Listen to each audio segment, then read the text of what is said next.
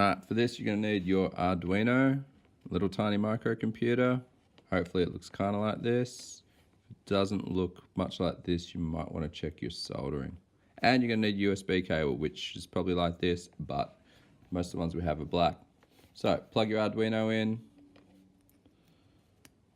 and then plug it into a USB port. I've got one up here, and hopefully you get 3 nice glowing little LEDs. If no lights turn on, it probably means there's a soldering issue and you need to unplug it really quickly, then go and check all these pins. Make sure there's none bridged together. They should all be happy little Eiffel Towers from your soldering adventures prior. So, plug it in, you should get nice lights, and that means great success. Next step of testing is on the desktop computer or the netbook or whatever computer we've plugged this into.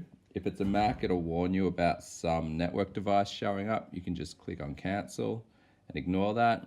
It's because the Mac's not quite sure what the Arduino is.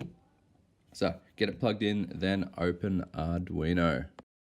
Alright, once you open Arduino, it'll probably look something like this.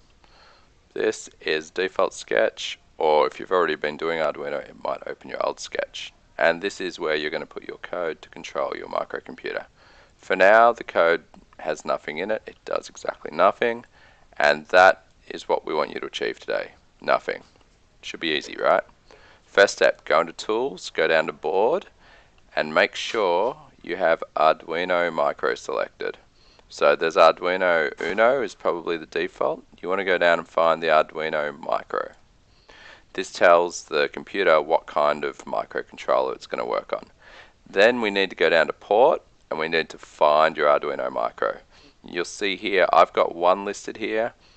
The start of the name, mine says COM5, yours could say anything depending on the device you're on. But look for the row here that has Arduino/Genuino Micro on the end. We need to pick this port so that the computer knows exactly where to send the code when we program the computer. With those two selected, you can press the arrow here that says upload, and this arrow will start working. So you can save your file. I'm going to call this test, save it anywhere you want. And after saving, if you look down the bottom, it will say compiling sketch. Once it's finished compiling, it will say uploading to board. Because this is a really small sketch, this second stage will be really quick and you might miss it. And this is where compiling generates all your code into the ones and zeros the little computer needs to read. And here where it says uploading, this is where it pushes it onto the computer. If you see done uploading, then it means you have achieved. Your little Arduino is now programmed to do nothing, which is really good. If you get this far and you want to continue, our next project is to set the Arduino up to flash a single pin LED. So for that, we need to bring up the default. We need to bring up a basic sketch that shows flashing. So File, Examples, Basic, Blink. And this will open up a new window. So we open that window up, and we don't need that bit. Get rid of that. Essentially, you'll see here in Setup, it turns a pin into an output. We're going to replace LED built in with any of the pin numbers you have on your board. So from pin 2 up to 15, you could pick any. I'm going to pick pin 2 for now. And this line here now says pin 2 is an output. Down the bottom here, we need to change both of these to match. So here it makes pin 2 high, which turns it on. Computer waits.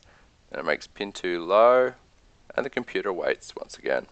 This is a loop, so we'll keep doing this forever, and hopefully you can get that onto your Arduino. Again, make sure the board is correct and the port is correct, then hit upload, and all going well, you will have your Arduino ready to flash an LED. You just need to make the LED.